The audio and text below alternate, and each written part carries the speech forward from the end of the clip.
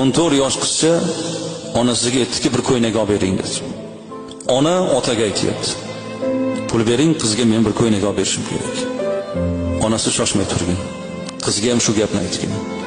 Otang pul olsa, oylik olsa, qo'liga pul tushsa keyin olib beradi deb aytgan.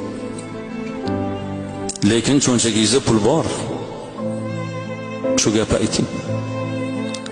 Farzandning istagini sal pasaytiring. 3-4 kundan keyin yana so'raydi. Ayting, adamga olib bersin deydi. Yana pasaytiring, yo shoshmay turing, hozir imkoni yo'q ekan. Imkon bo'lganda olib beramiz. Bolam qo'limizga pul kelib qolsa olib beramiz. Yana pasaytiring. Xohlagan paytda xohlagan narsasini sotib olish kerak degan narsa tushuncha esdan chiqib ketish kerak-da bolam. Ertaga kelin bo'ladimi shu qiz?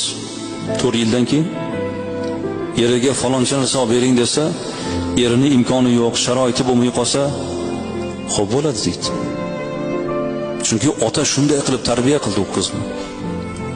Imkoniyatga, sharoitga qarab turib inson istagini, amalini ro'yobga chiqarish mumkinligini ota shuni o'rgatgan. Men qiyin kunni ko'rganman, bolalarim yaxshi kiyinsin, yaxshi yesin deb turib, nima desa og'zidan chiqqanini olib beraversangiz, ertaga yaxshi bo'lmaydi shu farzandlar.